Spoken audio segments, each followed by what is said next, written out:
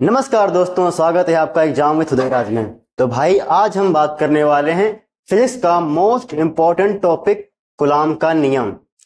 भाई ये टॉपिक हर बार एग्जाम में पूछा जाता है और इसे चाह कर भी इग्नोर नहीं कर सकते, और यदि इसे इग्नोर किया तो आपके 5 नंबर गए। मैं आपको बहुत ही सरल और आसान भाषा में समझाऊंगा और उम्मीद करूंगा आपको बहुत अच्छे से समझ में आएगा और आप एग्जाम में करके आएंगे। तो शुरू करते हैं। तो सबसे पहले हम देखते हैं कि कूलॉम का नियम होता क्या है। तो दो बिंदु आवेशों के मध्य लगने वाला आकर्षण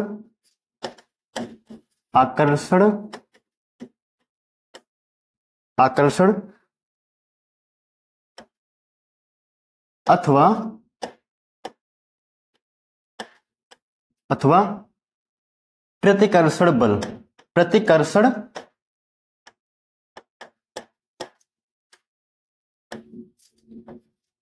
बल उन आवेशों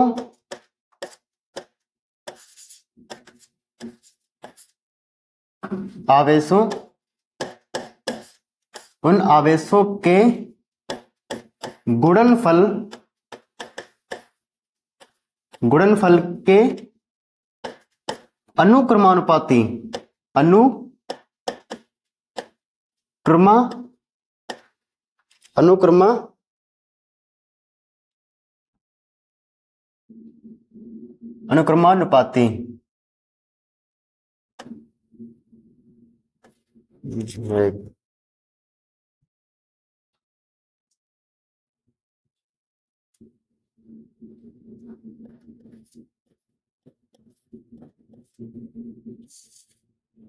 अनुक्रमानुपाती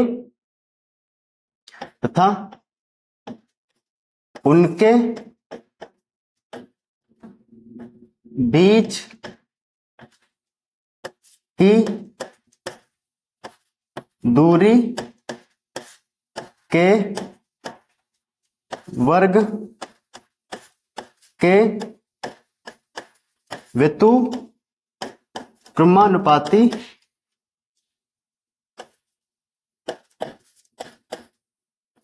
होता है।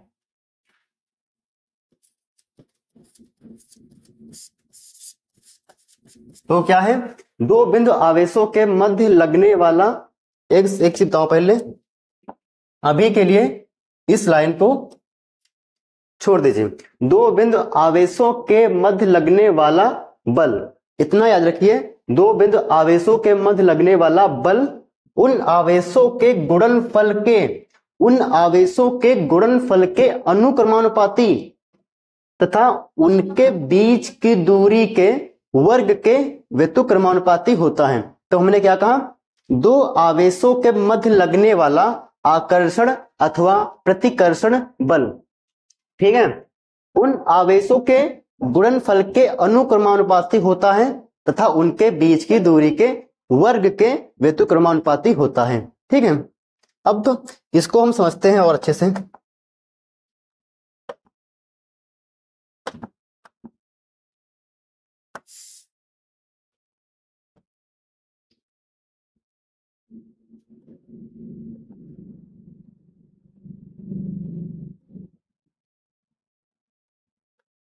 ये हमने ले लिए दो बिंदु, और ये दोनों क्या हैं? ये दोनों आवेश हैं। हमने इनका नाम रख दिया क्यों? इनका नाम रख दिया Q1 और Q2। दो बिंदु आवेश हैं, हमने इनका नाम रख दिया Q1 और Q2। अब यहां पर क्या कहा गया है? मध्य लगने वाला बल, यानी इनके मध्य में दो लोग हैं, उनके मध्य बल लग रहा है, यानी दो बिंदु है, उनके मध्य बल लग रहा है। उनके मध्य हमने लगा दिया बल यहां पर, इनके मध्य हमने लगा दिया बल यहां पर। ठीक है, अब क्या कहा गया है कि उनके बीच की दूरी, यानी उनके बीच में दूरी है, यानी बल लग रहा है तो कुछ दूरी भी होगी। तो हमने यहां पर क्या कर दिया, दूरी कुछ रख दी, उनकी कुछ दूरी रख दी हमने। ये हमने यहां पर कुछ उनकी रख दी दूरी, ठीक है, दूरी हो गई उनकी। अब देखो क्या कहा गया है, दो बिंदु आवेश, हमने दो बिंदु आवेश लिए, उनके मध्य लगने वाला बल, इनके मध्य यहां पर बल लग रहा है, ठीक है। बल उन आवेशों के गुणनफल के अनुक्रमानुपाती तथा उनके बीच की दूरी के वर्ग के व्युत्क्रमानुपाती होता है। पहले हम ये दो जो यहाँ पर वर्ड हैं इनको समझते हैं कि अनुक्रमानुपाती क्या होता है और व्युत्क्रमानुपाती क्या होता है। तो यदि इस तरह लिखा है, यदि इस तरह लिखा है तो हम इसे बोलेंगे समानुपाती, और यदि इस तरह लिखा है तो इसे हम बोलेंगे अनुक्रमानुपाती, और यदि इस तरह लिखा है तो इसे हम बोलेंगे व्युत्क्रमानुपाती। इस तरह हमारा समानुपाती होगा, इस तरह हमारा अनुक्रमानुपाती होगा, और इस तरह हमारा होगा व्युत्क्रमानुपाती। ये उम्मीद करता हूं समझ में आया होगा, ठीक है। अब देखो आगे चलते हैं। अब यहां पर फिर से वही सेम चीज, हम इसी सारा का सारा हम इसी से बनाएंगे। दो बिंदु आवेशों के मध्य लगने वाला बल हमने यहां पर ले लिया बल, यानी फोर्स। फोर्स को हम F से डिनोट करते हैं, F से डिनोट करते हैं। और बल उन आवेशों के गुणनफल, यानी ये दोनों जो आवेश हैं Q1 और Q2, ये दोनों जो आवेश हैं Q1 और Q2, इनका गुणनफल, इनका हमने रख दिया यहां पर गुणनफल, यानी गुणा कर दिया हमने, ठीक है, के अनुक्रमानुपाती होता है। हमने अभी बताया अनुक्रमानुपाती के लिए हम इस तरह का साइन लगाएंगे, इस तरह कर देंगे, ठीक है। ये हमारा जो समीकरण बन गया, समीकरण नंबर 1, समीकरण नंबर 1, ठीक है। अब आगे देखो, उन आवेशों के गुणनफल हमने यहां तक कर दिया, उनके बीच की जो दूरी है, उनके बीच की दूरी के वर्ग, यानी हम दूरी का कर देंगे वर्ग, यानी स्क्वायर, के व्युत्क्रमानुपाती होता है। तो व्युत्क्रमानुपाती में हम इस तरह का लगाएंगे, ठीक है। तो F व्युत्क्रमानुपाती में तो क्या हो जाएगा, 1 दूरी है ना, दूरी के वर्ग, यानी कि हमने दूरी को हमने डिनोट किया R से, दूरी को हमने डिनोट किया R से, और R का कर देंगे वर्ग, R का कर देंगे वर्ग। उम्मीद करता हूं इतना समझ में आया होगा, ठीक है। और ये जो हमारा हो गया समीकरण नंबर 2, समीकरण नंबर 2। अब यदि हम इन दोनों समीकरण को मिला दें, यदि हम इन दोनों समीकरण को मिला दें, तो समीकरण 1, समीकरण 1 व 2 को मिलाने पर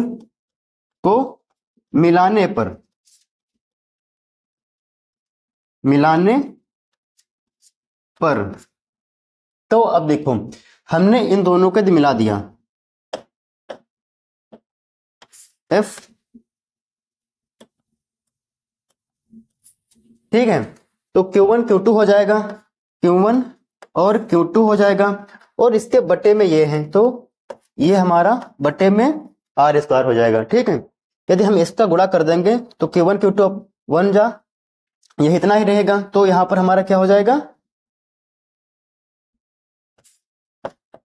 तो यहां पर हो जाएगा हमारा Q1 Q2 R²। अब इस साइन को यदि हम हटा दें, अब यहां पर इस साइन को यदि हम हटा दें और हम इसको इक्वल कर लें, यानी बराबर कर लें, तो हमें क्या करना पड़ेगा, तो F बराबर, अगर हम इस साइन को हटाएंगे तो इस साइन के हटाने के बाद के आ जाएगा, के Q1 और Q2, ठीक है, और R², ये हमारा हो गया। अब एक चीज देखो यहां पर, जहां के एक नियतांक है, के एक नियतांक है, के एक नियतांक है, और के का जो मान होता है वो होता है 1/4 पाई एप्सिलॉन नॉट। के का जो मान होता है 1/4 पाई एप्सिलॉन नॉट। अब देखो, अब यहां पर यदि हम करें इसको कि यदि हम के की जगह पर यह मान रख दें, हमने यहां पर एफ इक्वल के की जगह पर हमने ये मान रख दिया 1/4 पाई अब साइलेंट नॉट, ठीक है, और गुणे में Q1 Q2 और अपॉन आर स्क्वायर। क्या हमारा यहां पर सूत्र आ गया?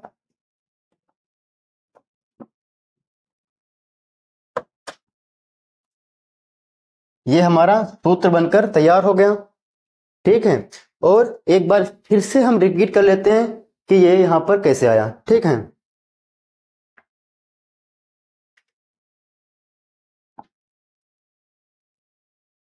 हमने अभी क्या पढ़ा? दो बिंदु आवेशों के मध्य लगने वाला बल। यहां पर हमने दो बिंदु आवेश लिए, यहां पर हमने दो बिंदु आवेश लिए, यहां पर हमने दो बिंदु आवेश लिए, ठीक है। और इनके मध्य क्या लग रहा है? इनके मध्य में लग रहा है बल। हमने यहां पर एफ से लिखा, ठीक है। और उनके बीच में दूरी है, उनके बीच में दूरी है, हमने दूरी को आर से डिनोट कर लिया, ठीक है। इतना समझ में आया? और आगे देखो क्या कहा गया है, उन जो बल हैं, जो दो बिंदु आवेशों के मध्य जो लगने वाला बल है, उन आवेशों के गुणनफल, ये जो आवेश हैं इनके गुणनफल के अनुक्रमानुपाती होता है। तो अनुक्रमानुपाती के लिए हम ये लगा देंगे, ठीक है। और फिर आगे उनके बीच की तो दूरी है तथा उनके बीच की दूरी के वर्ग के व्युत्क्रमानुपाती, यानी हम इस तरह बनाएंगे, व्युत्क्रमानुपाती होता है। इस तरह हमारे समीकरण 2 और 1 बन गया, ठीक है। अब देखो आगे क्या है, समीकरण 1 व 2 को मिलाने पर, हमने समीकरण 1 व 2 को मिला दिया तो क्या बनेगा? तो जो यहां पर Q1 Q2 था एक ही में लिख दिया, दोनों को एक ही में दोनों को लिख दिया। और यदि हम इस साइन को हमें हटाना हो, ये जो व्युत्क्रमानुपाती का साइन है, अनुक्रमानुपाती का साइन है, इसको अगर हम हटा के बराबर में लिखें यानी समानुपात में लिखें तो इसकी जगह हटकर के आ जाएगा। जब इसे हटाएंगे तो के आ जाएगा। और के का मान क्या होता है? के जहां पर के एक नियतांक है, आपको लिखना है जहां पर के एक नियतांक है और के का जो मान होता है 1/4 पाई अब साइलेंट नॉट, ठीक है। और क्या हम के की जगह पर ये लिख सकते हैं, ठीक है। और Q1 Q2 और आर स्क्वायर हो जाएगा, ठीक है। इतना समझ में आया, ठीक है। और एक चीज और समझते हैं हम,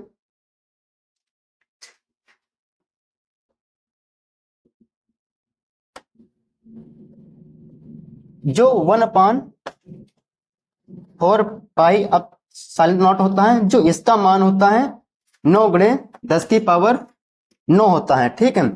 और यहीं पर अब साइलेंट नॉट का जो मान होता है वो 8.85 गुणे 10 की पावर -12 होता है। ये नोट लीजिए, इंपॉर्टेंट है।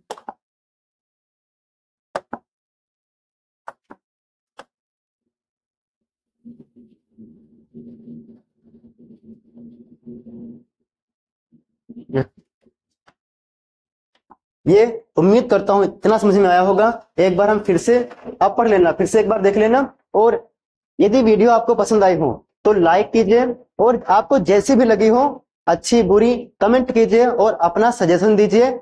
और अगले किस टॉपिक पर वीडियो चाहिए वो बताइए और कमेंट जरूर कीजिएगा। धन्यवाद।